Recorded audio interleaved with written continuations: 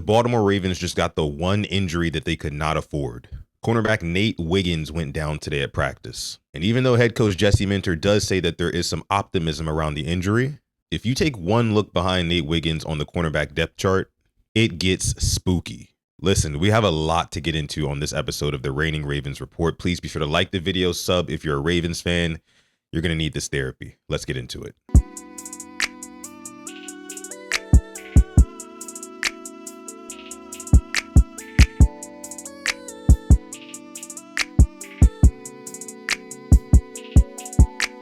What is going on, Rain Gang, and welcome back to another Reigning Ravens Report right here on the Purple Rain Podcast YouTube channel, your #1 source for daily Ravens content. If that sounds good to you and you're not already subbed, please hit that subscribe button and like the video as well. And if you're part of the replay gang on this one, which I know all of you are, also be sure to hype this video. We are officially through day 11 of Ravens training camp. And before we get into anything else, we have to start with Nate Wiggins, because reports are saying he went down today with a left leg injury, and it did not look good. He looked like he was in some pain. Here's what happened. Nate Wiggins was in a one-on-one wide receiver versus DB drill with rookie Jacoby Lane. And apparently on this one-on-one, their legs got tangled up and Nate Wiggins ended up falling very awkwardly on his left leg. And reports say he was in some real pain. So much to the point where Nate Wiggins had to be carted off the field. Now, of course, this is a former first-round pick here we're talking about in Nate Wiggins, and seeing him go down with any type of injury is a bad day for Ravens fans. But it's especially bad when you consider the depth or lack thereof behind Nate Wiggins currently. Now, before I get deeper into that, here's Jesse Minter on what he knows so far about the Nate Wiggins injury. Nate, go down during the one-on-one portion. Don't have a ton of information on that yet. We'll kind of get it looked at, see where it's at. So basically nothing.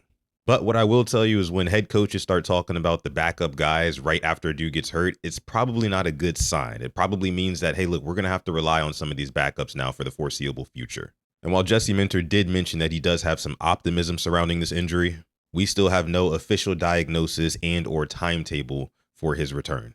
So I'm not going to sit here and tell you that Nate Wiggins is going to miss a week, miss a month, and I'm not going to tell you he's going to be fine tomorrow either. We don't know yet. But I do think what happened today exposed a legitimate concern on this Ravens roster. Here's the real problem with the Nate Wiggins injury. Look at the depth chart. With Nate Wiggins, you have him on the outside, Cheeto Awuzie on the other side, Marlon Humphrey in the slot, of course, Kyle Hamilton, Malachi Starks, and Jalen Hawkins. Those are the Ravens' best defensive backs, but when you remove Nate Wiggins, that exposes a major weakness on the outside. Because I don't know about you, but I don't really trust Marlon Humphrey to line up on the outside anymore at this point in his career. Cheeto Awuzie had himself a nice season in 2025, but I'd be lying if I said he didn't strike me as the type of player who could fall off at any moment. And if you don't slide Marlon Humphrey to the outside, the guys directly behind Nate Wiggins at that outside corner spot are Amani Oruwariye and Bilal Kone. That is a dramatic drop in NFL experience. So it begs the question, should the Ravens now be in the cornerback market? Because when you ask yourself the real important stuff, do we have enough insurance behind Nate Wiggins? The answer is so clearly no. Because the other fact of the matter is you need corners who can survive on the outsides while you want to send pressure, while you want to send Kyle Hamilton on blitzes and things like that. Somebody's got to hold down the fort on the outside. And if Nate Wiggins is not going to be available, I don't currently trust the backup corners on this team to take that position and do it well. Even when you want to do things like disguise coverages, like Jesse Minter loves to do. If you want to be able to do that and get aggressive after the snap, you have to have corners that can survive on the outsides. And Nate Wiggins gives you the speed, length, and recovery ability to play that way. Now, yes, there are a few free agent cornerbacks that the Ravens could potentially pursue. And personally, if I'm Eric DeCosta, one of my first phone calls, I'm hitting up a guy like Kenny Moore. And I do want to be clear about something. I'm not necessarily saying sign Kenny Moore because Nate Wiggins got hurt today. I'm saying at the very least, today's injury should make Baltimore do their due diligence on what it would cost to bring in veteran help in that DB room. Because who's to say somebody else doesn't get hurt? Or who's to say this injury for Nate Wiggins does not linger? But back to Kenny Moore. Kenny Moore played 715 snaps last season and had a 66.7 PFF grade, which, given that many snaps, for that guy to be sitting on the couch right now, might be somebody you want to kick the tires on.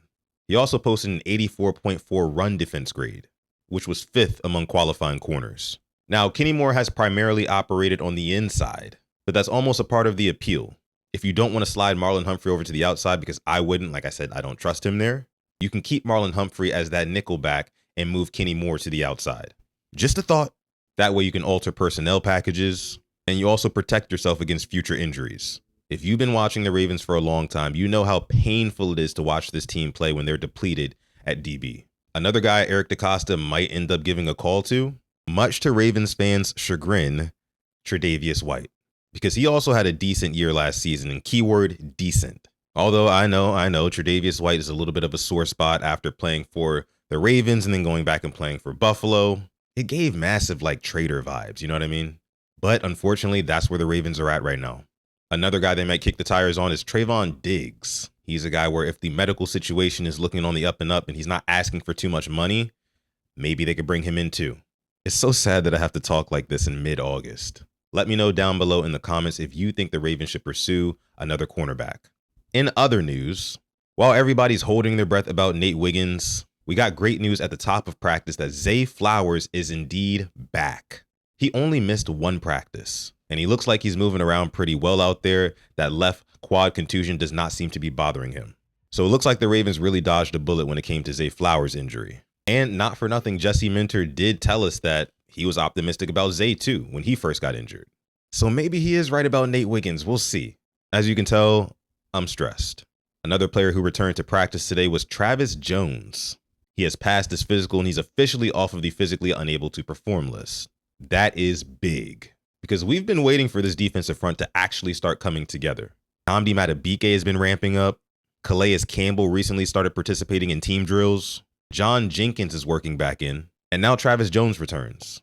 So the good news is the defensive line is finally starting to resemble what the Ravens envisioned it. And that's even all the more important considering this Nate Wiggins injury. Because you have to understand, in order to hide a bad secondary, you got to have a defensive line who can cause chaos. Of course, Travis Jones coming back with Nnamdi Madubuike is also going to massively help out the linebackers in keeping them clean. So Travis Jones is back. I love that, but I can't help but feel like we're taking one step forward and two steps back.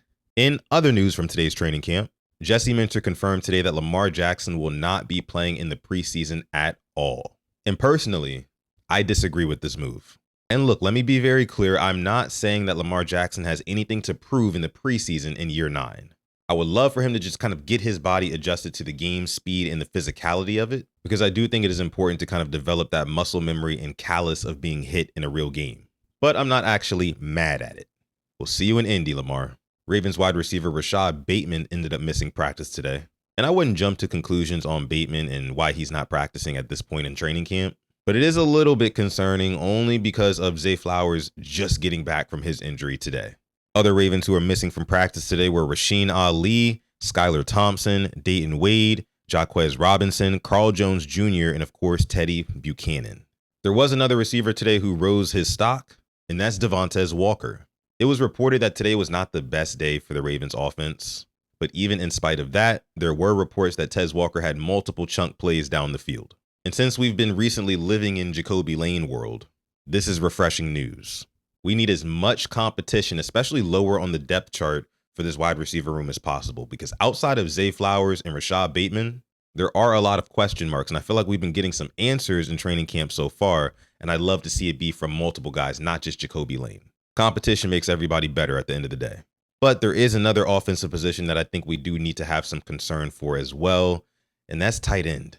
Ravens reporter said today that the tight ends did not look particularly impressive at all and may be a little bit of a concerning position for this Ravens roster.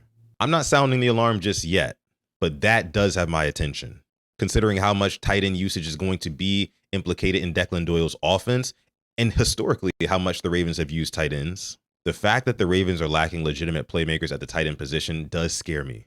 Another reason why preseason, I'm praying that one of these young tight ends like Matthew Hibner or Josh Cuevas emerges. Because if the Ravens want to run 2 and 3 tight end sets, you got to have guys who can make an impact and not just blocking.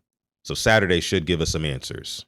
In other news, special teams love, Tyler Loop keeps on rocking. Tyler Loop went 6 for 6 on the day with 2 kicks from over 40 yards out. That makes 3 live kicking sessions without a miss for Tyler Loop. He's on a roll.